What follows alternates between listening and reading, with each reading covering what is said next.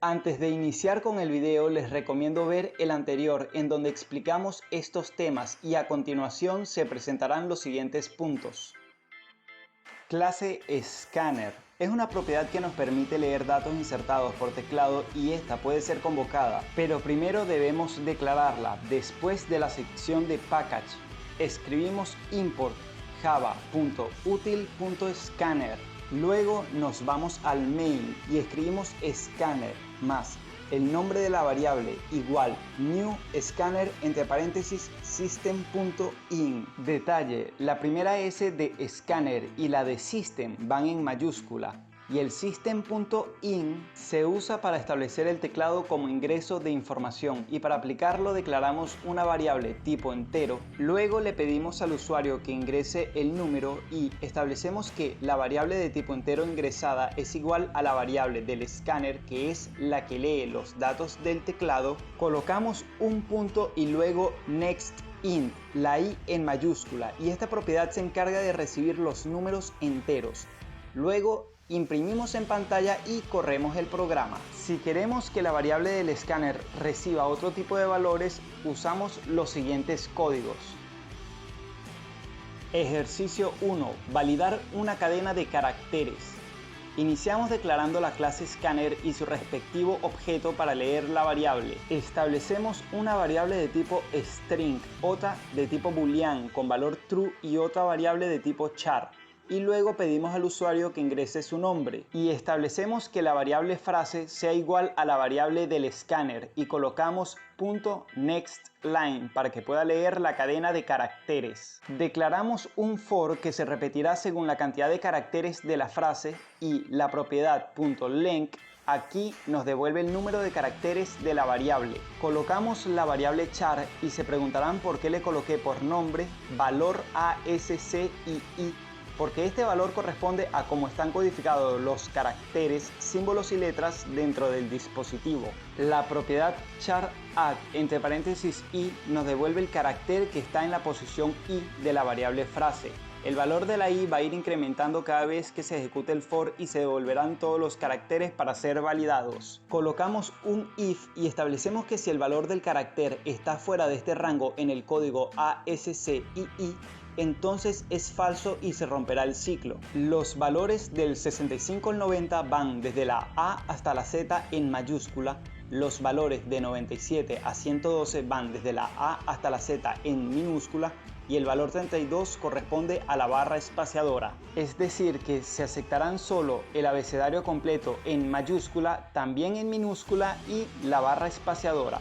Si queremos permitir otros elementos, buscamos su valor en la tabla ASC y lo incorporamos en las condiciones. Y aquí tenemos el resultado del programa. Ejercicio 2. Encapsulamiento, setters y getters. El encapsulamiento se encarga de ocultar un objeto para que toda interacción con este sea mediante métodos de la misma clase que le hacen referencia. Y esta forma de interacción previene errores cuando el programa es muy grande. Entre los controladores de acceso se encuentran public, que quiere decir que todas las clases tienen acceso a este elemento. Private, aquí solo los métodos de la misma clase pueden acceder o modificar a este elemento. Y protected, aquí solo los métodos de la clase y las clases hijas tienen acceso a este elemento. Los setters se encargan de establecer un valor o condición y cuando estos son declarados se les debe colocar void, ya que no retornan ningún tipo de variable. Y también se les debe suministrar un valor inicial.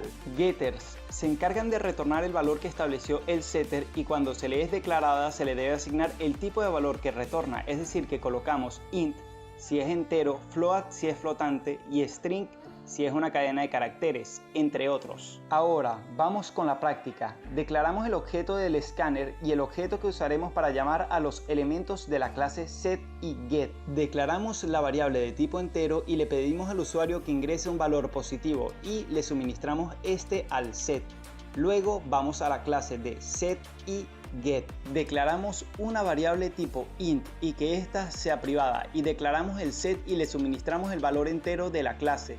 Detalle, yo colocaré los set y los get de forma manual, pero ustedes pueden darle clic derecho a la variable privada, luego insert code, le dan setters y getters y luego le dan clic en el recuadro de la variable privada. Colocamos un if que se ejecutará si el número entero es igual o superior a 1 y dentro de este establecemos el valor de la variable privada y para ello primero usamos el this que sirve para hacer referencia a los atributos que estén en la misma clase, en este caso la variable privada. Y luego colocamos que ésta sea igual al valor suministrado por el main. Si no se ejecuta el if, entonces se ejecutará el else, que dirá error. Ahora declararemos el get y decimos que este retorna un valor tipo entero. Y volvemos a la clase principal, llamamos el resultado del get y ejecutamos el programa. Ejercicio 3. Método constructor. Es un método especial que tiene el mismo nombre de la clase y no devuelve ningún tipo de valor. Debe declararse public, suministrarle valores y cuyo propósito es otorgar un valor inicial. Ahora vamos con la práctica. Creamos una clase llamada constructor. Declaramos la variable tipo string y otra tipo entero. Creamos el constructor y entre los paréntesis le suministramos dos valores. Establezco que el nombre de esta clase es igual al nombre suministrado por la clase principal. Igual hacemos con la edad.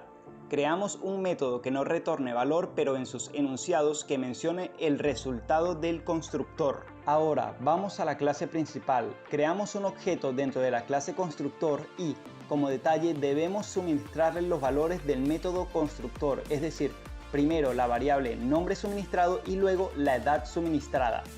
Luego llamamos al método mostrar y aquí está el resultado del programa. Ejercicio 4. Herencia. La herencia nos permite reutilizar el código de clases ya existentes y pondré como ejemplo el siguiente diagrama de clases UML. Aquí vemos la clase persona que es la superclase o clase padre, que le entrega o hereda el código getNombre y getCédula a las clases hijas o derivadas. Cada una de estas clases tiene una variable propia más las heredadas. Ahora vamos con la práctica.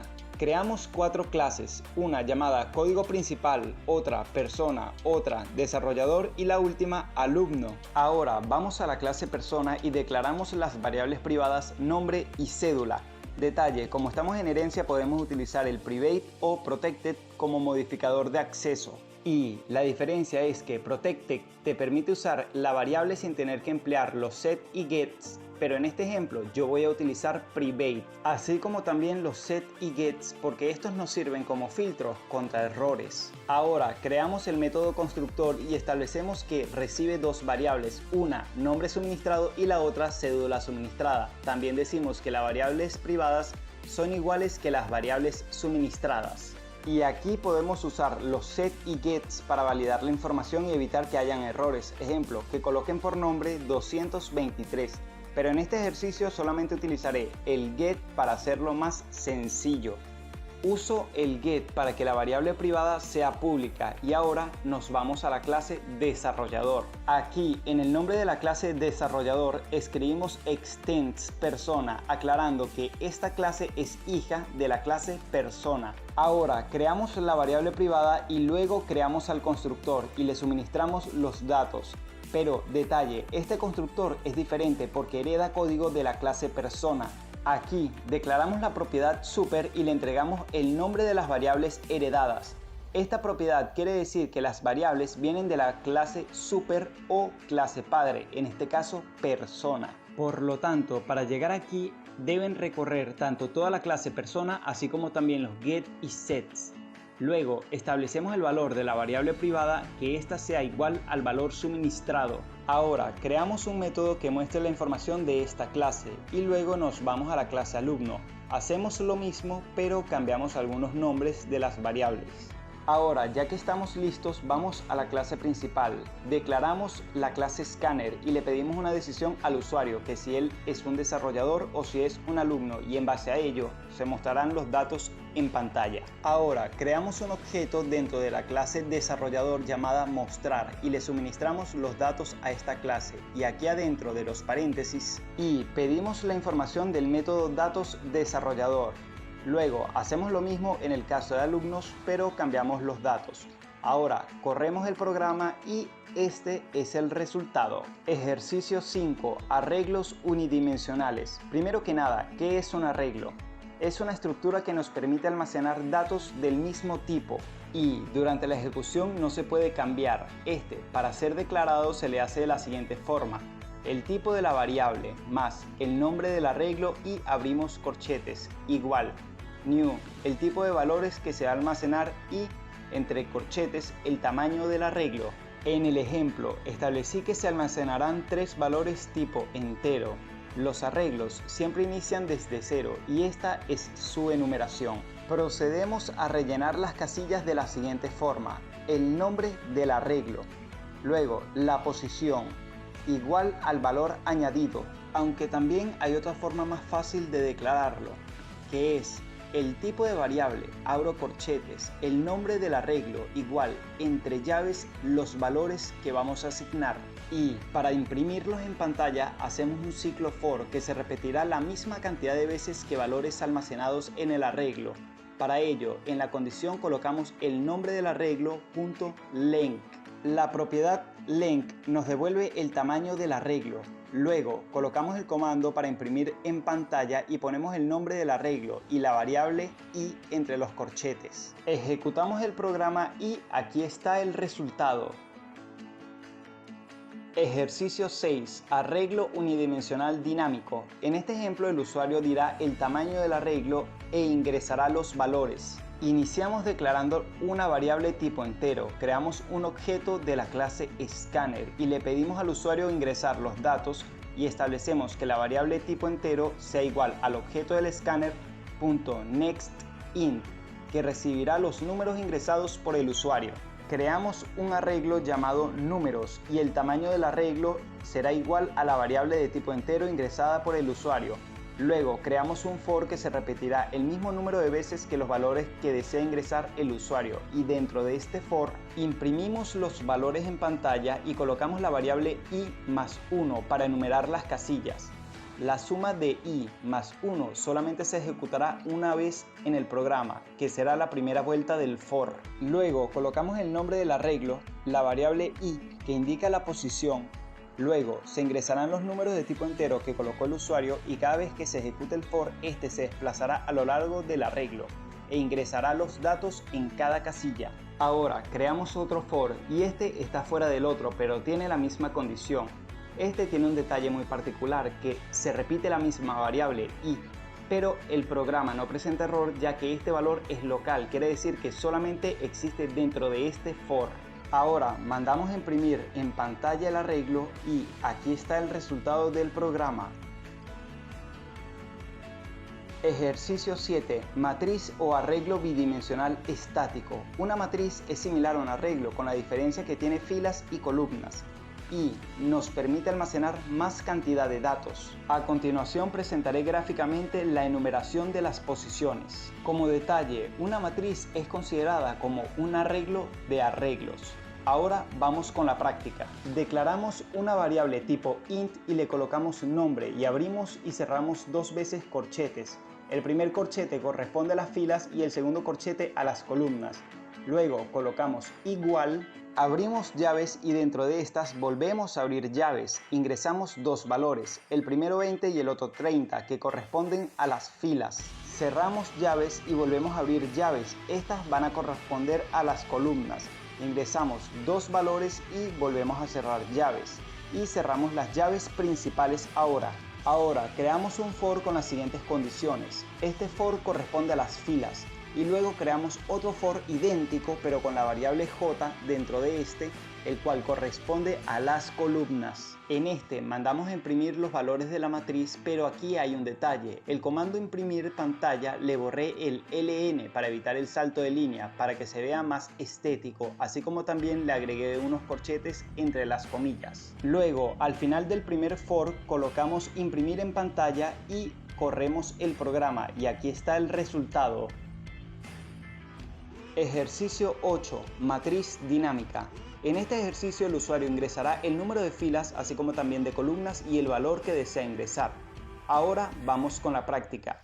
Importamos la clase Scanner, luego declaramos el objeto de la clase Scanner declaramos una variable tipo entero para las filas y otra variable tipo entero para las columnas y otra para el valor ingresado por el usuario. Ahora pedimos al usuario que ingrese el número de filas y establecemos que la variable de las filas sea igual al objeto del scanner.nextIn para que pueda leer los números enteros. Ahora pedimos que ingrese el número de columnas y establecemos que la variable para las columnas sea igual al objeto del scanner.nextIn. Creamos la matriz y usamos las variables anteriormente mencionadas para darle tamaño. Luego creamos un for que se repetirá el mismo número de veces que las filas ingresadas y otro for que se repetirá el mismo número de veces que las columnas ingresadas.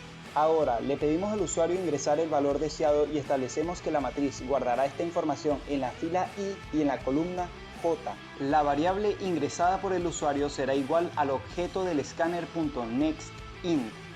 Ahora copiamos y pegamos los dos códigos for que hicimos, pero con la diferencia que el interno se encargará de mostrar los valores almacenados en pantalla y este comando no tiene ln, y al final del for externo colocamos un shout. Corremos código y aquí el resultado del programa. Ejercicio 9. Composición. Es la unión de dos o más clases en donde una posee a la otra. Esta relación es interdependiente, me explico, que se necesitan ambas partes para poder existir y funcionar. La eliminación de una de las partes también elimina la otra. No se puede agregar más partes después de su creación. Esta inicia u otorga sus valores en el constructor de la clase contenedora. Puede estar compuesta por uno o más componentes y además esta nos permite reutilizar códigos. Un ejemplo de composición sería la relación entre una empresa y un trabajador, porque aquí ambos se necesitan para funcionar. Y si una de las partes es eliminada, la otra también. Antes de iniciar con la práctica, una composición sería de la siguiente forma. En el main se le ingresan los datos para el constructor de la clase contenedora.